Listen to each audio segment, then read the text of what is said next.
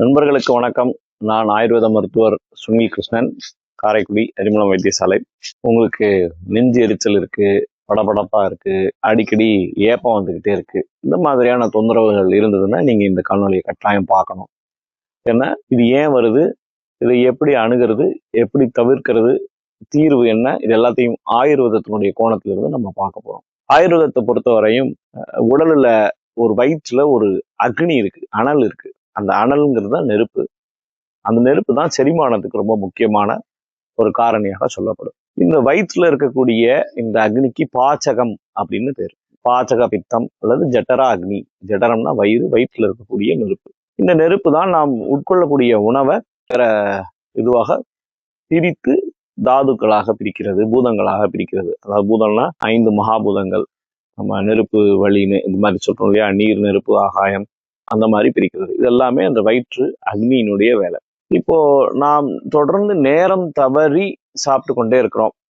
அது மாதிரி நாம ராத்திரி ரொம்ப நேரம் முழிச்சிருக்கிறோம், அல்லது ரொம்ப பதட்டத்திலயோ மனப்பதட்டத்திலேயோ இல்லை ஸ்ட்ரெஸ்லயே இருக்கிறோம். அப்போ இந்த அக்னி இருந்துகிட்டே இருக்கும், இது அதிகரிச்சுக்கிட்டே இருக்கும். அதுக்கு ஃபீடு ஆகிறதுக்கு உணவு போய் சேரலை, அல்லது அந்த போய் சேரக்கூடிய உணவை அதனால செரிக்க முடியல. இந்த மாதிரியான நேரத்துல என்ன ஆயிரும் அப்படின்னா, இந்த அக்னி நம்மளுடைய உணவு குழாய் இருக்கு இல்லையா, ஸோ அந்த உணவு குழாய் ஒரு நம்ம வயிற்றுல ஓப்பன் ஆகக்கூடிய இடம், ஒரு ஸ்பிங்டர்னு சொல்லுவோம். அந்த ஸ்பிங்டர் ஒரு வழி பாதை மாதிரி, ஒரு டோர். மேல இருந்து சாப்பிடக்கூடிய உணவு கீழே வயிற்றுக்குள்ள போகும். இந்த அசிடிட்டி அல்லது ஆசிட்ஸ் அக்னி அதை என்ன பண்ணிடும், பார்ஷியலா ஓப்பன் பண்ணி வச்சிடும். அப்போ அதுதான் அந்த நிலையில தான் என்ன ஆகுது, நம்ம இப்படி மேலிருந்து கீழே போகக்கூடிய உணவு இதெல்லாமும் கீழிருந்து எதுக்கழிச்சு மேலே வர ஆரம்பிக்குது, அசிடிட்டி வெளியே வர ஆரம்பிக்குது.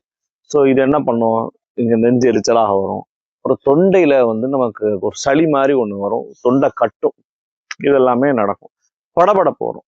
பல சமயங்கள்ல நம்ம ஹார்ட் பிரச்சனையோ அப்படின்னு நம்ம பயப்படுறது கூட இதுல நடக்கும். ஸோ இது அல்சர்னு அப்படின்னு சொல்ல முடியாது. அல்சருங்கிறது அது ஒரு குறிப்பான ஒரு டேர்ம்.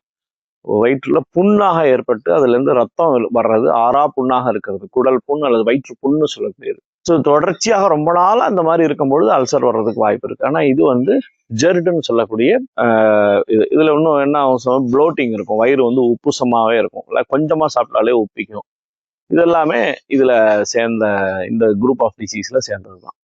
ஸோ இந்த மாதிரியான பிரச்சனைகளுக்கு முதல் விஷயம், மருந்துகளுக்கு போறதை விட நம்ம ஒரு அன்டாசிடை குடிச்சுக்கிட்டு இருக்கிறது, அல்லது ஏதோ ஒரு மாத்திரைகளை சாப்பிட்டுக்கிட்டு அதை அப்படி மெயின்டைன் பண்றதை விட வாழ்க்கை முறையை சரி பண்றதுதான் ரொம்ப முக்கியமான ஒரு சிகிச்சை. குறிப்பாக என்னன்னா, நேரத்துக்கு சாப்பிடணும், பசிக்கும் போது நேரத்துக்கு கரெக்டா சாப்பிடணும். அதுக்கப்புறம் ராத்திரி ரொம்ப லேட்டா தூங்கக்கூடாது. அப்புறம் ராத்திரி இரவு உணவுக்கும் நம்ம உறங்க போகக்கூடிய நேரத்துக்கும் இடையில ஒரு 2.5 மணி நேரமாவது இடைவெளி இருக்கணும். 7:30 மணிக்கு சாப்பிட்றீங்கன்னா 10 மணிக்கு படுக்கணும். 9 மணிக்கு சாப்பிட்டு 10 மணிக்கு படுத்தீங்கன்னா நிச்சயமா இந்த பிரச்சனை, ஜெர்டு பிரச்சனை வர்றதுக்கான வாய்ப்புகள் அதிகமாக இருக்கும். இரவு கண் விழிச்சு வேலை பார்க்கக்கூடியவங்களுக்கு ரொம்ப காமனாக இது அதிகமாக வரும். ஸோ அவங்க அதுக்கு தகுந்த அந்த கண் விழிச்சு இருக்கும் பொழுது ஏதாவது ஒன்று சாப்பிட்டுட்டு முடிச்சுட்டு இருக்கிறதுக்காக, நமக்கு ஒரு டோபமைன் பம்ப் வேணுங்கிறதுக்காக நடுராத்திரியில் ஏதாவது சாப்பிடவும் செய்வோம். அதுவும் நிறைய ஜங்காவும் சாப்பிடுவோம். ஸோ அந்த மாதிரியான விஷயங்கள் எல்லாத்தையுமே நம்ம அவாய்ட் பண்ணணும். ஸோ ஏர்லி டின்னர் ரொம்ப முக்கியம். அதுக்கப்புறம் ஏற்கனவே உங்களுடைய செரிமானம் கொஞ்சம் மந்தமாக இருக்கிறதுங்கும் பொழுது நீங்க எவ்வளவுக்கு எவ்வளவு உமிழ்நீர் இறக்கி நல்லா மென்று சாப்பிட்றீங்களோ அவ்வளவுக்கு அவ்வளவு உங்களுடைய செரிமானம் பெட்டர் ஆகும்.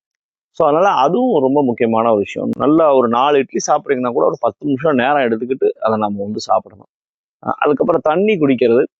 தண்ணி நம்மளுடைய வயிற்றணலை பலவீனப்படுத்தும், சாதாரணமா வலுப்படுத்தும். ஆனா பசியோட இருக்கும் பொழுது அல்லது சாப்பிட போகும்பொழுது தண்ணியை மடக்குன்னு குடிச்சோம்னா அது நமக்கு செரிமானத்தை பாதிக்கும். ஸோ அது ஒரு 15 நிமிஷம் முன்னாடி சாப்பிடும் பொழுது, சாப்பிட்ற 15 நிமிஷம் வரைக்கும் கொஞ்சம் தண்ணியை ரொம்ப அளவாக சிப்பா எடுத்துக்கிட்டா நல்லது, நிறைய குடிக்காம இருக்கிறது நல்லது. இது எல்லாம் இந்த மெஷர்ஸை நீங்க ஃபாலோ பண்ணணும். அது மாதிரி ஸ்டிமுலன்ஸ்னு சொல்லக்கூடிய காஃபி, டீ, சாக்லேட், இந்த மாதிரியான விஷயங்கள், கிரீம், பிஸ்கட்ஸ், இதெல்லாமே நம்ம அவாய்ட் பண்ணணும். சில பேருக்கு பால் ஒத்துக்காது. அப்படி இருந்தா பாலும் நம்ம அவாய்ட் பண்ணணும். நம்ம இதுல எது நம்ம ட்ரிகர் பண்ணுது, எது ஸ்டிமுலேட் பண்ணுதுங்கிறத நம்ம கட்டாயம் பார்க்கணும். குறிப்பாக மாலை 5 மணிக்கு மேல நம்ம முடிஞ்ச வரைக்கும் ஹெவி ஃபுட்ஸ், இந்த மாதிரி ஸ்டிமுலன்ஸ் எடுக்கிறத அவாய்ட் பண்ணணும். ஸோ இந்த விதிமுறைகளை பின்பற்றணும்னா நம்ம மாத்திரை மருந்துகளுடைய டிபெண்டன்சி இல்லாம இந்த ஜெர்டை ஓரளவு கட்டுப்படுத்திக்க முடியும். இது சத்வா வாஜயம்னு சொல்லுவாங்க. அதாவது மனதை வெல்வது ஒரு சிகிச்சை. ஸோ ஸோ நம்மளுடைய மைண்டை கண்ட்ரோல் பண்ணுறது. ஒரு சாயங்காலம் 5 மணி 6 மணிக்கு நமக்கு ஒரு கிரேவிங் வந்து ஒரு வடையோ பஜ்ஜியோ சாப்பிடணும், அல்லது ஒரு டீயோ காஃபியோ சாப்பிடணும் அப்படின்னு ஒரு உந்துதல் வந்துக்கிட்டே இருக்கும். அந்த உந்துதலை வெல்ல முடிஞ்சிட்டாலே இந்த பிரச்சனையிலிருந்து ரொம்ப எளிதாக வெளிவந்துட முடியும். இதுக்கு மேலே இது தொடர்ச்சி நம்மளால டிசிப்ளின்டாக பண்ண முடியல, அல்லது டிசிப்ளினாலையும் இது சரியாகலை அப்படின்னா உங்கள் பக்கத்தில் இருக்கக்கூடிய ஒரு ஆயுர்வேத மருத்துவரை அணுகுங்க. பெரிய செலவெல்லாம் கிடையாது. எளிய மருந்துகள் வழியாகவே இதை நல்லா கட்டுக்குள்ளே கொண்டுட்டு வர முடியும், கட்டுப்படுத்தி வைக்க முடியும், மெயின்டைன் பண்ண முடியும். ஆனால் மருந்துகளை தாண்டி நம்மளுடைய வாழ்க்கை முறை சரி செய்கிறது வழியாகவே இந்த பிரச்சனையை, ஜர்டு பிரச்சனையை ஓரளவு நம்ம கட்டுப்படுத்தி வச்சுக்கலாம். ஆனால் ஒரு ஒன் ஸ்டாப் ஷார்ட்டாக நிரந்தரமா குணமா அப்படின்னா அப்படி கிடையாது. ஸோ இது நம்மளுடைய நடத்தையில ஏதாவது ஒரு பிரச்சனை ஏற்பட்டுச்சுன்னா இந்த நோய் திரும்பி வர்றதுக்கான வாய்ப்பு இருக்கு. நாம தான் விழிப்புணர்வோட கவனத்தோட நம்மளை கவனிச்சுக்கணும். நன்றி நண்பர்களே.